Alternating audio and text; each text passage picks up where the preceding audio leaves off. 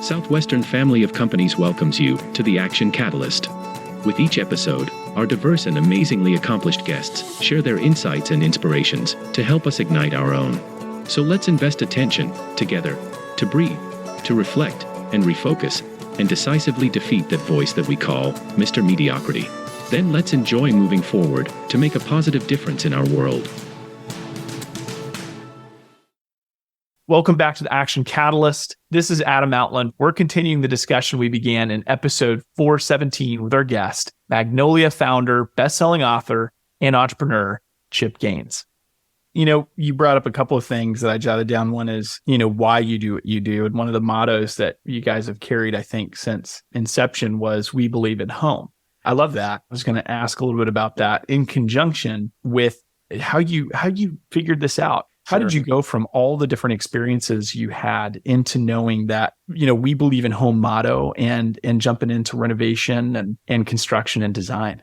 Yeah, great question, man. I mean, simple story is that I started a little lawn care company. I started a half dozen companies, and I joke with Joe in kind of public forums that it's just like all my businesses were non-profits. I mean, until I met Joe, none of the things that I thought were going to be life-changing, multi-million-dollar opportunities. Right. Zero of those things happened. I was worthless. I was an entrepreneur, a serial entrepreneur, literally. But I mean, I could not figure out how to make any of these things actually make money, how to make them work. And then Joe was definitely the secret ingredient that was added to the pie that made it finally start coming together, if you will. But I did work really hard. I mean, I learned that again as a young man, really in my parents' house. We worked. I mean, on Saturday, you woke up early, you were pulling weeds in a flower bed, you were mowing grass. If it wasn't for free for your rent and board in your own house, which was kind of our, general upbringing philosophy, it was to neighbors' houses, and you could keep that money and buy yourself something that you were, I kind of always, I grew up in one of those that all my needs were taken care of, but the wants were kind of like on my side of the ledger. So if you wanted something that was outside that need category, you went and did what you needed to do to make it work. And if it worked, great. If it didn't work out, well, you went without the want and just kind of, settled back down, to wherever you were before that idea popped into your brain. But as I wrestled through this hard work, and Southwestern again kind of put a cherry on top of that already pretty formulated foundation, was just this idea that, man, I can do this. I can do hard things. I can do things that most people can't. And so I kind of took that into my college career. And then after college, I just worked. I mean, sun up to sundown. I don't have a lot of hobbies even to this day. I would say if I have a shortcoming and a thing that I sort of like, I wish I kind of have a regret in this sense, it's that I just literally don't have hobbies. My hobbies are my family. My hobby is sitting daydreaming about another business that we could start if we were to put these pieces of the puzzle together. I mean, it's kind of like I'm hobbyless is a real shortcoming that I have and try to communicate and confess, because at the end of the day, you're going to have to give up on something. Something is going to fall short of your life's, best case scenario. And if that's your family and you're willing to concede there, well, then great. That'll be something that falls in a secondary or tertiary category. For me, it's always been opposite. My family, whether this business works, whether we end up famous, whether we end up broke, or on the opposite side of that, my family is going to be one of these things that I'll be able to go and ride off into the sunset knowing that I put it first and cared most about it over all these other alternatives. But when I was wrestling through these little business ideas and these little concepts and whatnot, I basically was rocking and rolling nearly 24 hours a day on this lawn business. And it was lawn care, landscape. We did irrigation. We did this little package of concepts. But I, again, never could really break out of the mold and really make big, real money out of it. It was always kind of a $30,000 to $50,000 kind of annual income that I had right out of college. But I also had this wash and fold, and I made a little money there. So I had 3 or 4 things always going that all put together into one pot were about what all my buddies were making at their bank jobs or working, selling copiers, somewhere. So it just took a lot of effort for me to just equal what everybody who normally goes to college and graduates and then starts a normal career, it's like, hey, you're making blank amount of dollars a year. Well, I had to do 3 or 4 different businesses in order to make that Yeah, to make that one number happen. And so when Joe came into the equation, what I had started doing, and pretty early on in my career for sure, was I would take this money from mostly the lawn care business, and I would invest in these little residential properties, and we would, fix them up, and then we would either rent them or sell them or live in them. We always had these kind of A, B's, and C's options. Well, Joe came into the equation.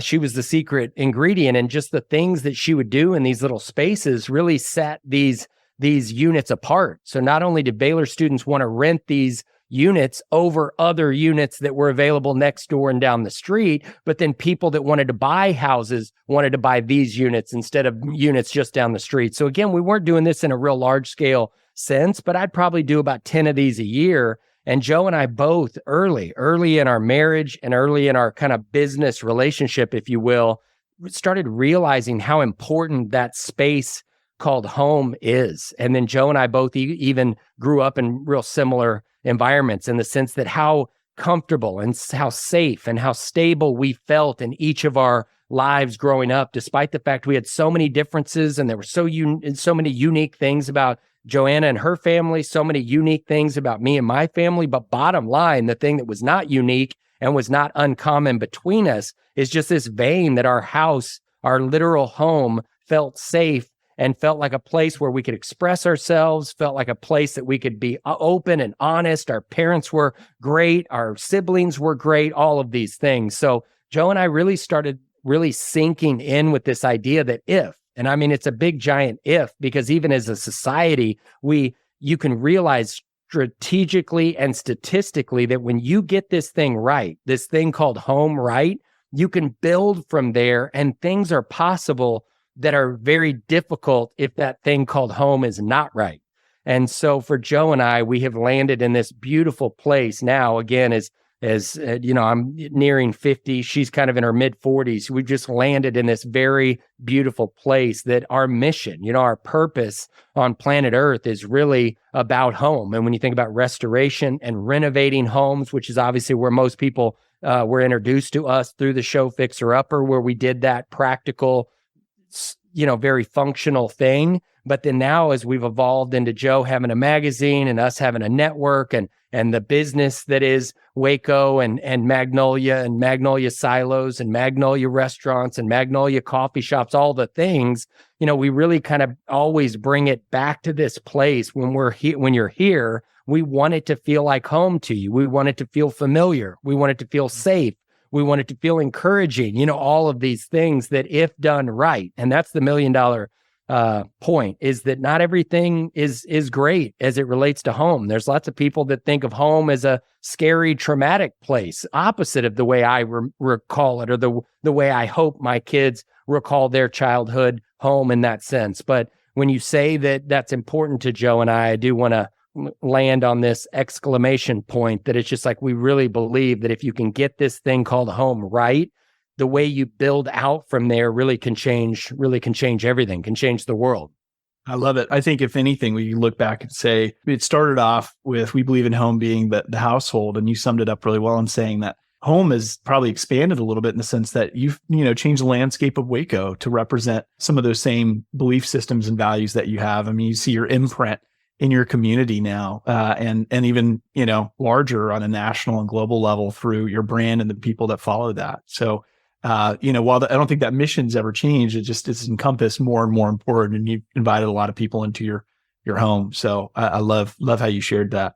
Absolutely. We love Waco, and we're thankful that this platform has given us the opportunity to really shine a really much needed light on this beautiful community, because it's not perfect, and we fully embrace that imperfection and understand it, or not naive about it. But in the same token, we're just so proud of Waco and what it means to us and our family, and so many people really get to come to Waco in most cases for the first time. If it's through the show and through Joe and I's, through our relationship, people come here and they're typically like, wow, this is great. What a beautiful community. And we're just thankful that we've been able to kind of shed that kind of a light on a community that has for decades kind of had the exact opposite persona. Yeah, I love it. Well, Listen, just a personal question from watching you and what you just shared. We coach a lot of our kids and our clients on vision being an important factor. I just wanted to ask, in the early stages of you and Joanna sitting down, thinking through the big picture of what this is going to become, do you feel like that your vision was so big it could fit all this in it and more from the beginning? Or did the creation stretch your thinking and your vision around this? Yes. And I think this is a great thought. And unfortunately, I kind of fall squarely in the opposite side of this perspective. But again, it kind of goes back to that chicken or the egg or nature and nurture. It's like, really, there is no right or wrong answer. It's a little bit of both. And for some people, it's more nurture than nature. And some people, it's opposite. I mean, for me specifically, I do believe this. For sure, I want to over communicate the idea of positive thinking and positive self-evaluation. It's just like, if you don't believe it's possible, I will argue. And I mean, to be very frank, this kind of chokes me up because there's so many people that don't value themselves in a worthy way. And worthy can be working at the local big box store, shelving groceries. It's not about what you do or what you bring home or the value you bring, quote unquote, net worth. It's like, I'm talking about your value as a human being. And I would say that I had a strong value of who I was. And so in that sense, I want to speak to the idea that, yes, I believed all of this was possible and all of this became possible because of that pre-existing belief. But I mean, I'll just be perfectly frank. When Joe and I got through season 1 of Fixer Upper, I sat her down. And I mean, I wish I could have recorded this because it would have been like one of the funniest, moments in time to where now, I've arrived as a businessman and I'm going to express these thoughts to my beautiful wife and explain to her how things have been rough the last couple of years, maybe close to a decade of our marriage. But, I can see the future and here's the deal. And I sat Joe down and I mean, dead serious, like in a real formal. I mean, I surely I didn't, but I can almost imagine I wore a tie for the first time in years and I was going to really impress Joe. And I was like, well, I've done all this research and I've done all this math and I've got a little business plan together. Joe, you're going to be so proud. If things go the way I see them going with Fixer Upper and the show and the kind of introduction of us to the, quote unquote world, if you will. First season was pretty normal and somewhat uneventful in a lot of ways. People kind of think it happened instantly. It really didn't. But season 1, and I'm telling her, and I was like, if we play our cards right, Joanna, if we do all these things, and I mean, I listed them out on a piece of paper. If we do all of these things, we'll be the largest home builder in Central Texas. And I mean, in 3 to 5 years, we'll have, nearly, cornered the market, if we'll just do these things right. And little did I know that, hilariously now close to a decade fast forward, construction is a very small piece of our business. I mean, everything that Joe has done retail wise, the magazine, the network, I mean, anything other than construction are like these enormous, mind-boggling, circumstances. Yeah. And then here my little construction company is. And I mean, true story, my construction company, which really is my construction company. We have a construction company, a passion of Joe and I's both. It's kind of our first love, if you will, is not much bigger, if bigger at all, than when we started this thing 5 or 10 years ago. But every other category not related to construction is like 100x. And so I want to kind of speak out of both sides of my mouth that yes, I believe and agree wholeheartedly that if you start off with a sour impression of who you are in your heart, like in your soul, who you are as a person, it's very, very difficult to go off and do these big, grandiose, incredible things. It's just, I mean, I'd almost say it's virtually impossible. You've already locked all of those doors that could potentially be open just because you really don't believe that you're capable of walking through them. You don't think you're capable of accomplishing any of those things. So you just discredit yourself before you ever even get into the box, before you ever even get, your first at bat. You've already said, I don't qualify. I'm not good enough. And Joe and I both really believe sincerely in our hearts that we did qualify and we were good enough. But to say that I had this big vision and there was this business plan that included all of these great entities and we were going to tie them together via this thing called home. I mean, heck no, this was a miracle in every sense of the word. And Joe and I were just recipients of putting one foot in front of the other, very biblical kind of feeling, to where it's just like we just had a flashlight that revealed just a step or two out. And then we would take those few steps and we'd take a few more steps. And then eventually you finally came out of the dark or the cave, and you did realize you were in this incredible place. But it wasn't because of strategy or brilliant business, acumen. It was just real faithfulness and dedication to doing the next possible good thing that we could do with these opportunities that kept presenting themselves to us. And then because of our ability to believe in ourselves and believe that we were capable and qualified to keep doing these things, we kept doing them. And we just kind of kept proving ourselves right, if you will, on the idea that, I love this thought, bet on yourself. It's like we just kept betting on ourselves, and that stack just kept getting bigger and thicker and more powerful. And we just kept pushing it all. Okay, well, that was fun. Let's push it back into the pot and see what happens next. And some great things happened as a result. Yeah, absolutely. Well, Chip, don't worry. You still can be the largest construction company in Texas.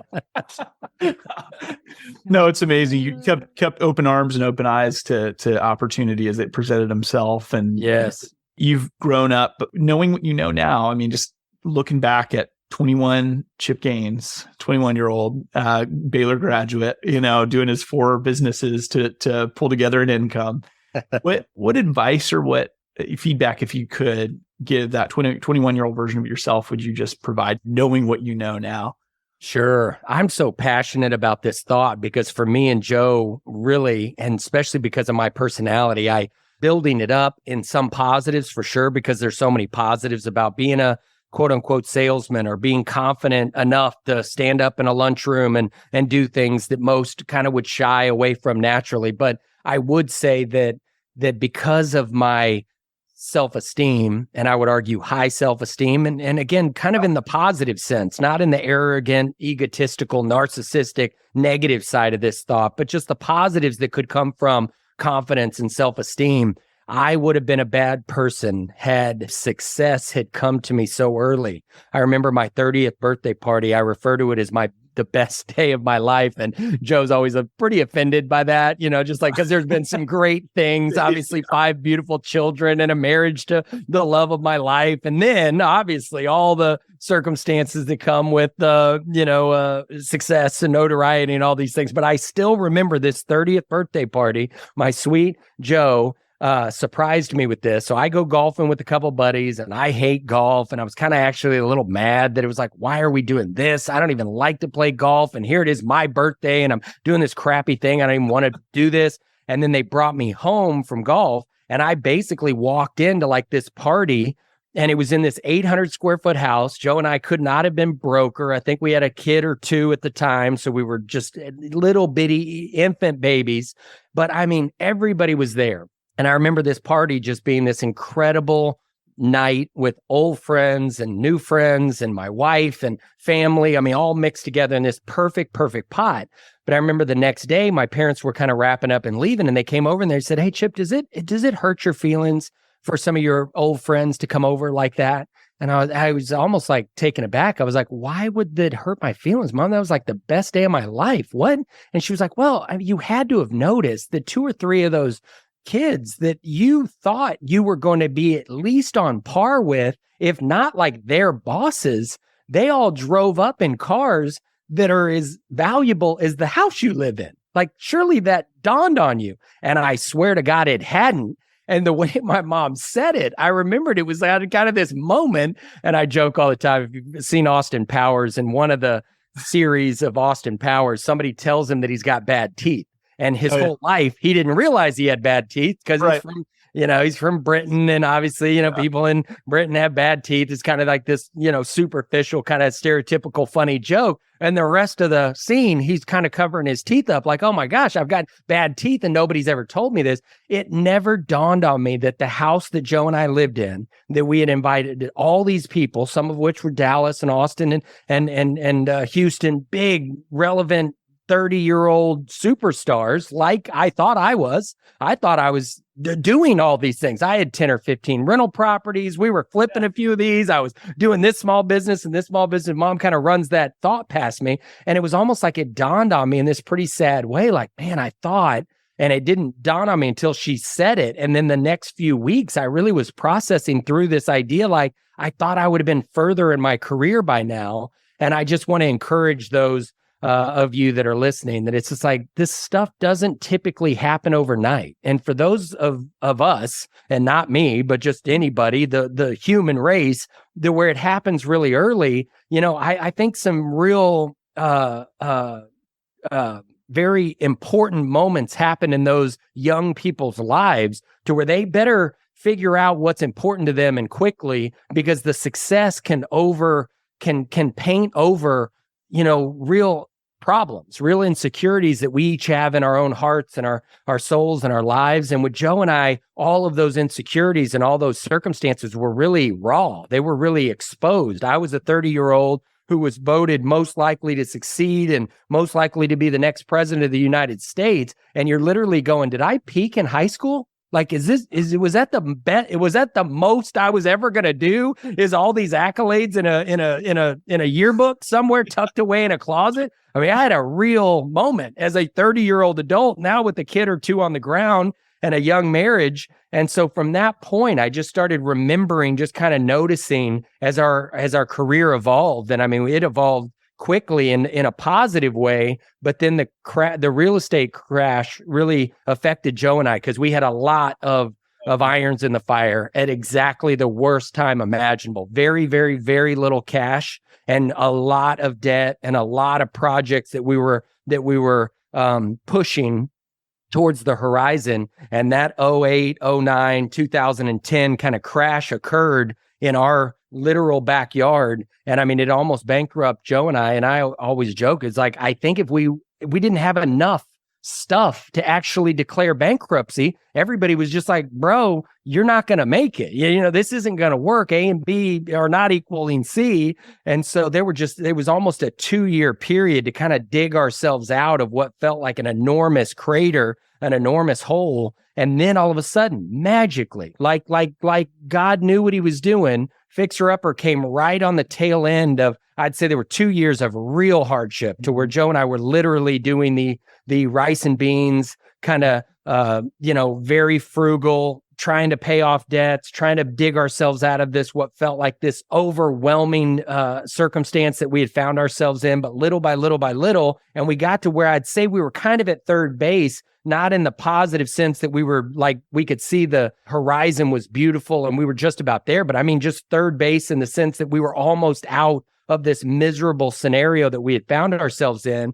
And about 6 or 12 months from that point, Fixer Upper, it was actually a production company, and they called and said, hey, can we feature your family? We love what you're doing. We'd like to follow you around on a couple of shows. We had a couple of projects. We had no earthly idea about television or anything about it. Generally speaking or literally speaking, we were just like, who are these people? I truly thought it was a scam. I thought it was like one of these things to where you're going to send somebody $5,000 and you were going to inherit, some, Middle Eastern fortune or something like that. I thought literally it was that much of a scam. But all that to say was like, we got to that place and we said yes to that little opportunity, and they came down. They were real people. We connected with them in a lot of really cool ways, and we started building what eventually became Fixer Upper. But had that happened in my world, maybe 10 years prior, 15 years prior, I don't think I would have been a great human being, because I really got to learn so clearly humility and how money really works. People think money is going to be the answers to some problem. It's not. It's no different than saying, is the shovel an answer to some problem? It's an answer to the problem of you needing to dig a hole. But if you think it's going to answer the problem of how do I fix my life, or how do I make my marriage better, or how do I figure out what my purpose is on planet Earth, that shovel's not going to be any more helpful to you than the man on the moon. So, money, just, there's so many things that it gives you the ability to do if you're excited about philanthropy or business. There's amazing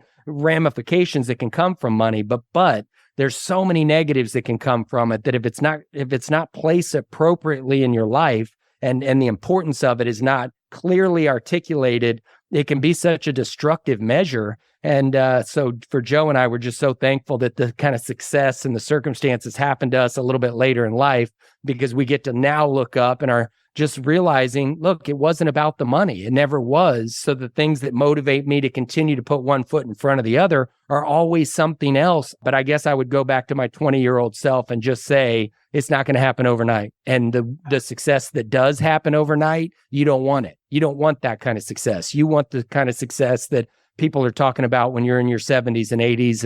And Joe and I, for sure, proof is not in the pudding, kind of knock on wood. We'll see how it all shakes out. But we would love to be in a rocking chair somewhere, hopefully on the farm in Waco, Texas, looking back in the rearview mirror of our lives and say, it worked. You know, the things that we thought, the things that we felt were the most important priorities to us have now all landed and have all created their own, systems, and their own roots are deep and their own growth is enormous. And wouldn't that be something to kind of be able to sit back and look and realize that the thing that you did that definitely took time and took lots of patience and took lots of hard work was really the better way to build that thing, as opposed to the quicker option that maybe there'll be people in the same predicament looking at their things that are all in shambles and have all washed down the beach, realizing, you didn't build it for the long term, I think our listeners are going to appreciate the idea that patience is part of that, and that it comes sometimes on the heels of the low